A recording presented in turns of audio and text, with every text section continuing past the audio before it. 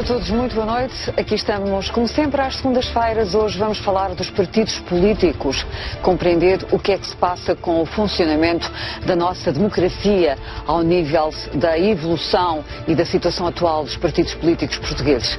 Temos como convidado especial o historiador Rui Ramos. Muito boa noite, doutor. Boa noite. Doutor Medina Carreira, vamos ao enquadramento do tema? Sim, temos de começar. Boa noite. Toda a gente diz, e corresponde à realidade, que nós em 4 décadas, surpreendentemente, tivemos 3 graves crises, e temos uma. A origem destas crises é muito variada, e o grau de gravidade delas também é muito diferente. Nas 2 primeiras, pode-se dizer que foram crises muito influenciadas por circunstâncias externas, em 77, 78 e 83, 84, basicamente o preço do petróleo. A crise de 73 deu uma crise económica mundial até 78, 79, e a crise de 79 arrastou-se mundialmente até 83, 84. Portanto, esta terceira crise, que é de longe a mais grave, é diferente, porque esta terceira crise corresponde à globalização e às suas consequências. Bom, isso é um dos fatores, mas hoje não vamos falar da globalização, vamos falar da outra parte. É que esta terceira crise nasceu de políticas, da aplicação de políticas orçamentais de despesas públicas com total alinhamento das despesas da economia. Quer dizer, as despesas foram crescendo a um ritmo muito, muito alto, enquanto a economia praticamente estacionou a zero. Nós, este ano de 2013, provavelmente vamos ter uma economia com um valor real igual a 2000, há 13 anos. Por conseguinte, a conjugação desta despesa que explodiu com uma economia que praticamente congelou a zero, deu aquilo que deu. As receitas não chegavam e as despesas subiam com uma excessiva velocidade, e isto obrigou a um endividamento. Também estava fora das possibilidades. Nisto não vamos hoje, um dia num programa sozinho, talvez valha a pena explicar. Muito disto derivou da política de prestações sociais. Quer dizer, o Estado Social está em grande parte na origem deste grande falhanço. Aqui o que é lamentável é que os partidos políticos não perceberam. Aquilo que algumas pessoas anunciavam como um colapso financeiro para breve, aconteceu. Não perceberam ou não quiseram perceber? Não, em Portugal as pessoas nunca gostam de notícias que exigem medidas e que não são animadoras e tal. Havia alguns que diziam que, bom, vocês andam aí a assustar os portugueses e tal. Bom, está a saber quem é que os assustou. Uns pelo silêncio, os outros por falarem. Portanto, os partidos mantiveram-se alheios. Continuaram a patrocinar despesas extremamente rápidas a crescer, com uma economia que estaciona e que, portanto, não dá receitas fiscais suficientes. Bom, isto acabou no que acabou. Temos um endividamento monstruoso no plano mesmo. 127% neste momento? Sim, e é claro que estes 127 a mim não me assustam tanto, porque isso deriva também do encolhimento da economia. Se a economia crescesse, não eram 127, eram 110. Assim. Sim, o problema é que a tendência é para aumentar e não para diminuir. Mas está bem, do ponto de vista internacional, é essa relação que importa e, portanto, é isso. Não é, quando se diz 127, quando se vinha de 100, as pessoas pensam que foram trilhões de euros que aumentaram. Não, é porque o encolhimento do PIB provocou esse efeito lateral. Bom, e isto, com este endividamento monstruoso, nós temos efeitos dramáticos na nossa vida, temos uma hipoteca por décadas, o país não vai sair a ser torta durante décadas, temos um desemprego que nunca se tinha imaginado que pudesse acontecer. Quantas décadas prevê, doutor Medina? Não sou capaz, mas com as coisas tal como estão, temos várias décadas. Ainda há bocado um repórter de uma rádio me falava e me perguntava, por causa da moção de confiança que o primeiro governo apresentou em 78, 77, na Assembleia, o governo foi derrotado e o governo caiu. E ele falou comigo por causa disso, que eu vivi isso por dentro. E depois ele disse, mas como é que acha que isto vai acontecer? E digo, olha, que idade é que o senhor tem? Só a inscrição. Se fosse uma senhora, claro que não perguntaria. Não sei. Ele disse 32. Olha, quando chegar aos 54, talvez ainda tenha crise à sua porta. Oxalá não seja assim. Bom, pelo menos 3 décadas. Bom, aqui enxerta este gravíssimo problema que coloca os partidos no centro de gravidade das nossas preocupações. E das responsabilidades. E das responsabilidades, quer dizer, foram os partidinhos que olharam para tudo isto, não fizeram coisa nenhuma, ainda ajudaram a piorar tudo e... Todos? De igual modo? Não, os que estiveram na governação não. Esta política de despesas excessiva para a economia que nós somos tendo, isto tem décadas, hein? Isto não é do último governo. O que é que os últimos governos tiveram? É que nós já estávamos a bater no teto. Exato. E por conseguinte, mais uma coisinha, quando eu vejo socialistas dizer, não, mas então o Cavaco Silva também teve PPPs e o Barroso, enfim, essa gente toda, eles não perceberam é que quando chegaram não podia haver mais uma PPP, já havia PPPs a mais. Que eles pensavam que PPPs era a grossa, quer dizer, encomenda-se assim 10 PPPs que fica bem. É que quando o PS chegou ao poder, em 2005, já não podia mexer-se na despesa da forma brutal que se fez. E como se não fosse isto suficiente já para preocupar, suficientemente preocupante, então foi nas prestações sociais que eles... Nós vimos no último programa que eles colocaram toda a ênfase, o Estado Social. E foi o Estado Social que, em grande parte, fez falir o Estado português. Muito bem.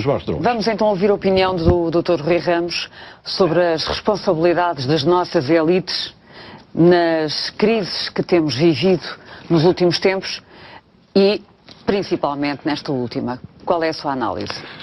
Bem, se nós tomarmos em linha de conta que a elite política está sempre disponível para reclamar crédito pela prosperidade, creio que não é descabido atribuir as responsabilidades pelos insucessos e pela estagnação e pelos problemas que temos agora. Nós temos aqui, eu acho que... o que é que eles, há pouco estávamos a falar do que é que eles viram, do que é que não viram, do que é que disseram, do que é que não disseram, do que é que fizeram, do que é que não fizeram, do que prometeram, do que cumpriram. E por vezes vê-se muita coisa e não se pode dar sequência àquilo que se vê. Nós temos em primeiro lugar uma questão de concepção do próprio regime, do que era a democracia, que obviamente estava associada à liberdade, mas também foi, desde o início, associada à prosperidade, ao desenvolvimento. Podia ter estado associada ao desenvolvimento através da criação de um quadro de estabilidade em que os portugueses, os cidadãos, a população, pudesse depois produzir esse desenvolvimento. Mas não foi assim dessa maneira que foi concebido. Foi concebido, sobretudo, num modo de distribuicionista. Isto é, o próprio Estado, o Governo, os titulares dos cargos públicos quase assumiram a responsabilidade de proporcionar prosperidade. E tentaram-no fazer de várias maneiras. Uma delas, como acabou de dizer o Dr. Medina Carreira, foi precisamente ir à frente da economia. Aliás, com aquela convicção que tinham de que essas despesas eram reprodutivas, isto é, que se gastasse mais, as pessoas pelo menos consumiriam mais e isso produziria riqueza. Portanto, havia ali uma espécie de a ideia de um círculo virtuoso de despesa. Mas não foi assim na generalidade das democracias europeias, nomeadamente naquelas que surgiram e foram construídas segundo as bases da democracia portuguesa? Quando a economia portuguesa entrou numa fase de convergência com as outras economias da Europa Ocidental, uma fase de convergência notória, e isso aconteceu na década de 60, depois da nossa integração na EFTA, com o começo da industrialização do país. Imediatamente se colocou a questão, ainda sob a ditadura salazarista, da convergência do resto, isto é, do Estado, da própria sociedade. Isso, obviamente, levantou o problema da liberdade política, mas levantou também o problema do chamado modelo social, o Estado Social. E, curiosamente, a ditadura mostrou-se mais sensível à questão do modelo social, isto é, da distribuição, do que da liberdade, porque pensou que através da distribuição iria contentar, satisfazer os cidadãos e habituá-los, ou pelo menos fazer com que eles se suportassem durante mais tempo uma ditadura que lhes proporcionava rendimentos, que lhes proporcionava benefícios. Quando a democracia vem com a ideia também de que deve continuar a prestar esses benefícios e até aumentar Até aumentar. Não é? Porque nós... Say it now. Vodafone Paredes de Cora com Hot Chip, The Knife, Bell & Sebastian, Justice e muitos mais. Compra já o teu passe para uma semana de felicidade. De 13 a 17 de agosto. Vodafone Paredes de Cora. Até aumentar. Não é? Porque nós estamos ao 25 de Abril com profundas desigualdades sociais. E a partir não é? daí cria-se a ideia de que o Estado, independentemente das perspectivas económicas, deve garantir.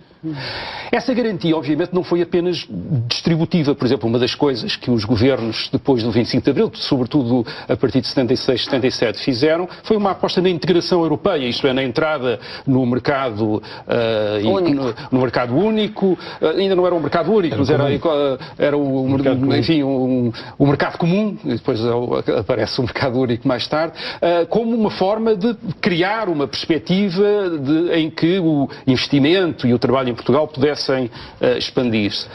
O que acontece é que tiveram, mais tarde, a aposta no euro também, a partir da década de 90. O que acontece é que nunca, portanto foi uma aposta que fizeram, o que acontece é que nunca tentaram tornar a economia portuguesa suficientemente flexível, suficientemente competitiva para conseguir criar riqueza nesses mercados, isto é, aproveitar esses mercados para criar riqueza. Claro. Aproveitaram-se algumas oportunidades, como no fim da década de 80, princípio da década de 90, mas notamos agora que foram episódicas, isto é, não foram sustentáveis. Portanto, essa é outra responsabilidade da elite política. Tendo feito algumas apostas, que agora algumas são criticadas, estão a ser criticadas por alguns, mas que faziam sentido. Nós recebemos muito dinheiro da Europa, não é? Questiona-se agora à distância a forma como muito desse dinheiro foi utilizado. Mais uma vez houve aí um erro, isto é, houve a ideia de que nós em Portugal tínhamos um instrumento para mudar a sociedade, que era o Estado. E nenhum político foi capaz de assumir que para mudar a sociedade era preciso mudar o Estado. Isto é, que o Estado era um dos primeiros objetos da reforma. Isto é, pensou sempre, aliás, como vinha do passado, que com mais autoestradas, com mais educação, as coisas mudariam por si e nenhum daqueles que estavam naquele momento no poder seria obrigado a tomar aquelas decisões dolorosas em relação ao instrumento que estava a utilizar para transformar a sociedade e que era também, e esta é talvez a outra dimensão desta crise que vale a pena referir, que era também a base do seu poder, a base do poder dos partidos políticos, a base do poder de uma elite política que vem de uma revolução, não vem de uma contínua... Há outros, enfim, todos os países europeus, devido até à Segunda Guerra Mundial, a maior parte deles têm curtos-circuitos, têm cortes, isto é, não tem aquela continuidade do sistema político americano ou inglês, isto é, tiveram momentos de ocupação ou tiveram momentos de experiências de ditadura. A nossa também é uma democracia, quando nós falamos da democracia portuguesa como uma democracia recente, esquecemos que muitas das democracias europeias também datam do pós-guerra ou então, no caso do leste, ainda são mais recentes. Portanto, o que nós temos é uma... Curiosamente, esses foram mais ágeis a fazer a transição do ponto de vista económico. Noutra altura, quer dizer, há aqui uma questão que eu poderia definir como uma sorte histórica, quer dizer, há uma sorte histórica, quer dizer, isto é, nós surgimos, a nossa democracia é formada em meados da década de 70, quando ainda estavam vigentes, ainda pesavam muito, muitas das ideias do pós-guerra, isto é, que apontavam para ideias de planificação da economia, de socialização da economia. Quando as democracias do leste da Europa nascem, isto é, quase 20 anos depois, há um ambiente completamente diferente e eles tiveram a vantagem daqueles que chegam por fim e têm a sabedoria que, entretanto, foi O Dr. Medina Carreira tem defendido aqui nos nossos programas a ideia de que o Estado está tomado pelos partidos políticos. E os partidos políticos tomaram conta do Estado porque sempre se quiseram apoderar do controle do orçamento. Não é verdade, Dr. Medina? Sim, eu costumo dizer que o supremo objetivo de um partido político, desses que podem fazê-lo, que é o PS e o PSD, porque os outros não pensam assim, é o assalto ao orçamento. Assalto ao orçamento. Eu aqui há uns 2 anos ou 3 dizia isso, algures, e a doutora Manuela Ferreira Leite